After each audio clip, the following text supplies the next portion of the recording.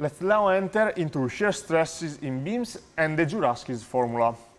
So, if we recall the relationship between shear force and momentum, dm over dz is equal to v, and we isolate an infinitesimal slice, as in the previous case, we will have that for the equilibrium of the translation, the sum of the forces produced by shear stresses and normal stresses must be 0. So, the infinitesimal force df tau plus the infinitesimal force df sigma must be equal to 0.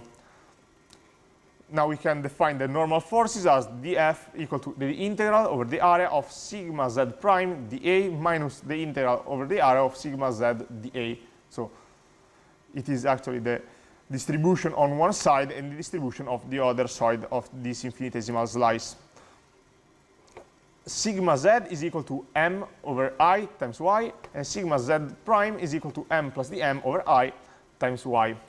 So at the end, we will get the df sigma is equal to dm over I times the integral over the area of y dA, and it is equal to vs over I dz, where dm is equal to v dz, and s is actually equal to the integral over the area of y. So is the first moment of the area.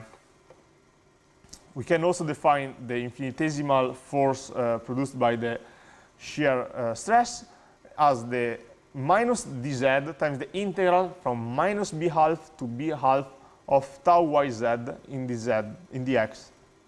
We can also define the infinitesimal force produced by the shear stresses as minus dz, the integral from minus b half to b half of tau yz times the x. We can introduce now an average value of the shear stress along the line B, and we have that the infinitesimal force df tau is equal to minus dz tau bar yz b. And putting together the two infinitesimal forces, we get that dz tau bar yz times b is equal to vs over I dz. And this will lead to the formulation of the Jourawski's formula. So tau bar yz is equal to vs over IB. We should note that most of the time in engineering application, the shear stress is negligible with respect to the normal stress and the torsion. Let's now enter into deflection of beam, the elastic curve, and Castigliano's theorem. Let's begin with the elastic curve. So in mechanical design, we are interested not only in internal stresses and shear, but also in deflection and slope. And those are important to comply to standard code and design requests. And in particular, slope is important in some location, for example, where bearings are located. So for the elastic curve, we define an infinitesimal deformed slice with the radius of curvature ρ, and the curve along the center of beam it will be called elastic curve. We recall the definition of the strain. Epsilon is equal to ds prime minus ds over ds, with ds equal to dx equal to rho d theta, and ds prime is equal to rho minus y d theta. In this case, epsilon will be equal to rho minus y d theta minus rho d theta over rho d theta. And at the end, we will get that 1 over rho is equal to minus epsilon over y. The inverse of the radius of curvature is the curvature kappa.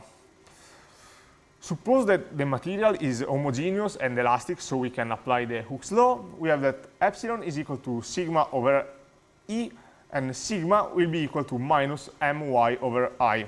So in the end, 1 over rho will be equal to m over EI, where EI is the flexural rigidity of our body. So kappa will be equal to 1 over rho equal to sigma over EY. Let's now see how to compute slope and displacement. So the displacement of the neutral line, elastic curve, is a function of the longitudinal coordinate. So V is actually function of x. The formula of the curvature, kappa, 1 over rho, is equal to the second derivative of V over dx squared over the square root of 1 plus the derivative of V with respect to x squared, all to the third. And is equal to m over EI. But since we know that the slope, dv over dx, is small, we also know that the square of this slope will be negligible. And in this case, the curvature kappa will be equal to m over ei, and is equal to the second derivative of v over dx squared. We also know from previous computation that dm over dx is equal to v, and dv over dx is equal to w of x. Therefore, we have that v of x is equal to the derivative over dx of ei d squared of v over dx squared, and w of x is equal to d squared over dx squared of ei d squared of v over dx squared. And if e and I are constant along the beam length, we have that w of x is equal to ei times the fourth derivative of v, v of x is equal to ei, the third derivative of v, and m of x is equal to ei, the second derivative of v. Those differential equations can be solved by integration, obtaining the function v. However, it is necessary to impose boundary conditions to have a unique solution of those differential equations. So let's see what are those boundary conditions. For example, if we have a roller or a pin, we have zero deflection and zero moment. So we have that the v at the position xr will be equal to 0, and the moment at the position xr is equal to the curvature at the position xr, and it is equal to 0. If we have a fixed end, so for example a cantilever beam, we have zero displacement and slope. So the displacement at the position xf will be equal to 0, and the slope theta of xf will be equal to 0. If we have a free end, we will have zero shear force and momentum, or a shear force and momentum equal to the one applied to the structure. So v of xf will be equal to 0, and m of xf will be equal to 0. We should note that if a beam is composed of multiple pieces with different cross-section, different material, it's necessary to impose a congruence equation to ensure the continuity of our beam. Let's now see how to compute the reaction for static, undeterminate beams and shaft. In an over-constrained structure, the Newton-Euler equations are not sufficient. There are more unknowns than that equation. So one solution could be to express one unknown in function of all the other, then calculate the deflection of the structure, impose boundary condition, and then solve the unknown reactions. Another way is to use the Castigliano Theorem. If we want to use the Castigliano Theorem, we should also define some quantities, some energies. The external energy is equal to the work done by a load U, equal to W, the work, is equal to the integral of the force times the infinitesimal displacement, or U is equal to the integral of the moment times the angular infinitesimal displacement, the theta. The energy, in case of the elastic material, is UE equal to the integral of f dx equal to 1/2 f delta, for an axial load with delta, the displacement, in the direction of the load, and UE equal to 1/2 m times theta for a bending load where theta is the rotation angle due to this moment. The internal energy is actually the work done by the internal forces. So for a normal stress, the infinitesimal energy, an elastic material, we have that dUi is equal to 1/2 Fz times d delta z, and d delta z is epsilon dz. The force Fz is equal to sigma dx dy. So at the end we will get that the internal energy Ui is equal to the integral over the volume of sigma z epsilon z over 2 times dx dy and dz. But dx dy dz is actually dv. So the internal energy will be equal to the integral over the volume of sigma z epsilon z over 2 times dv. And using the Hooke's law, we will have that the internal energy will be equal to the integral over the volume of sigma z squared over 2e times dv. For shear stresses, we have that the force is equal to tau dx dy, and the displacement ds is equal to gamma dz. So the internal energy will be equal to the integral over the volume of tau gamma half dx dy dz, and as previously said, dx dy dz is equal to dv, so the internal energy is equal to the integral over the volume of tau gamma half times dv. And exploiting again the Hooke's law, we have that the internal energy is equal to the integral over the volume of tau squared over 2g times dv. Let's see some example of internal energy in the case of axial load, bending moment, shear force and torque, and their representation when the forces are constant along the beam. So for the axial load, the internal energy is the integral over the volume of sigma x squared over 2e times dv, and is equal to the integral over the volume of n squared over 2a squared e times dA dx. And it can be decomposed in the integral from 0 to L of n squared over 2ae dx. And it is equal at the end to n squared times L over 2ae. For the bending moment, we have that the internal energy is equal to the integral over the volume of sigma squared over 2e times dv, and it is equal to the integral over the volume of 1 over 2e times my over I squared dA dx. We can actually split this integral into the integral from 0 to L of m squared over 2ei squared times the integral over the area of y squared dA times dx. So this term between parentheses is actually the moment of inertia I, so we can simplify it with the one moment of inertia at the denominator, and at the end we will get the internal energy will be equal to the integral from 0 to L of m squared over 2ei dx. For shear load, in a similar way, we have that integral over the volume of tau squared over 2g dv is equal to the integral over the volume of 1 over 2g times vq over it squared dA dx. In this case, q is the moment of inertia of the area, the first moment of inertia.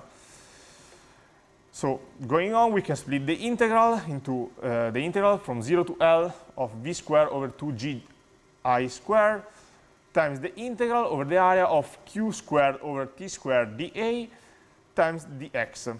In this case, we define this quantity between parentheses as fs, and we write down that the internal energy is equal to the integral from 0 to L of fs v squared over 2ga dx.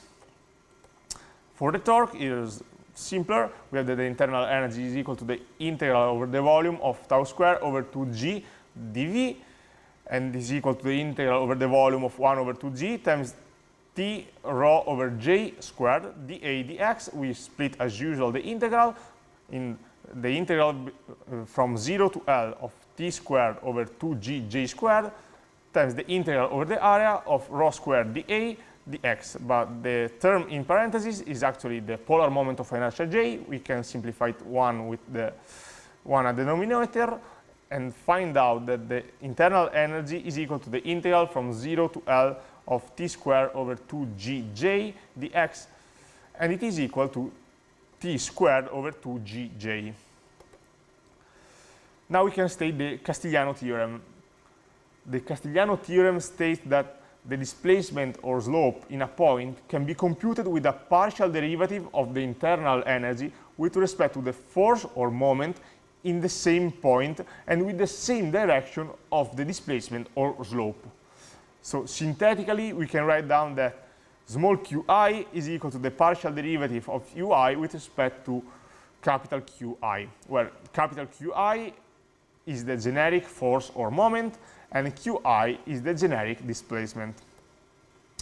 So if we assume that the contribute of the shear force in the deflection is negligible in slender beams, and E and I are constant, we have that the displacement delta will be equal to the partial derivative of the internal energy with respect to P, and it is equal to the partial derivative with respect to P of this integral, and we can bring the partial derivative inside the integral and find out that the displacement is equal to the integral from 0 to L of m over EI times the partial derivative of the momentum with respect to P times dx.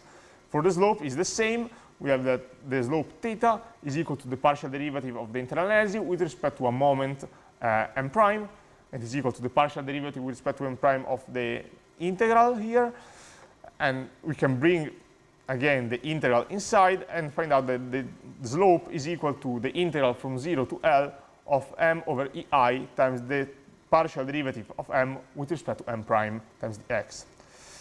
In general, the complete formulation for the displacement is this one in the bottom. So delta equal to the integral from 0 to L of n over EA times the partial derivative of n over P dx plus the integral from 0 to L of Fs V over Ga times the partial derivative of V with respect to P times the x plus the integral from 0 to L of m over EI times the partial derivative of the momentum with respect to P times the x plus the integral of from 0 to L of t over Gj times the partial derivative of t with respect to P times the x.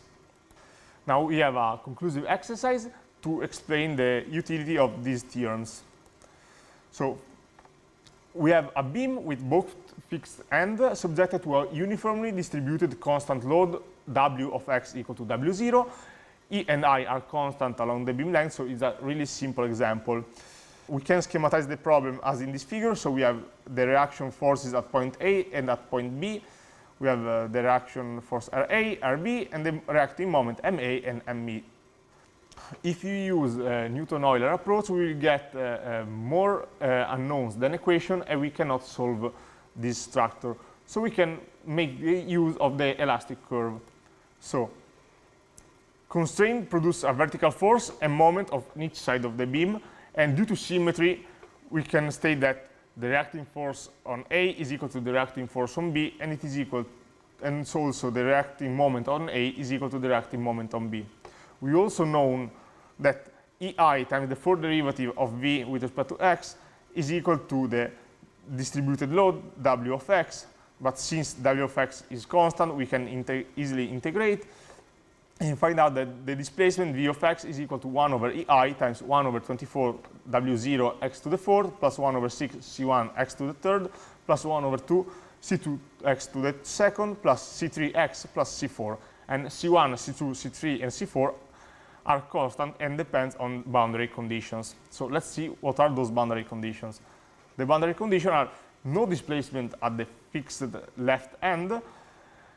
So the displacement of x calculated at x equal to 0 is equal to 0. We also have no slope at the left fixed end. So delta of x calculated at x equal to 0 is equal to the derivative of v of x with respect to x calculated at 0 is equal to 0. And the same can be said at the right fixed end. So the displacement calculated at x equal to L is equal to 0, and the slope calculated at x equal to L is equal to 0. If we plug in those boundary conditions, we find out those four equations. And from this equation, we can solve and find out that C4 is equal to 0, C3 is equal to 0, C2 is equal to W0 L squared over 12, C1 is equal to minus W0 L over 2. At the end, the displacement formulation will be V of x is equal to 1 over EI times 1 over 24 W0 x to the fourth minus 1 over 12 W0 L x to the third plus 1 over 24 W0 L squared x squared. So if we want to compute the momentum, the unknown momentum, we can write down m of x as the second derivative of the displacement. So m of x will be equal to 1 over 2 times W0 x squared minus 1/2 W0 Lx plus 1 over 12 W0 L squared. If we evaluate this expression at x equal to 0, so we will have ma, this will be equal to 1 over 12 W0 L squared. The same result can be obtained using the Castigliano theorem, and now we will see. For the Castigliano approach, we can write down a momentum as in a certain position x as ma minus rax minus W0 x over 2. And this is the momentum along our beam. Due to symmetry, we can now express Ra as W0 L over 2.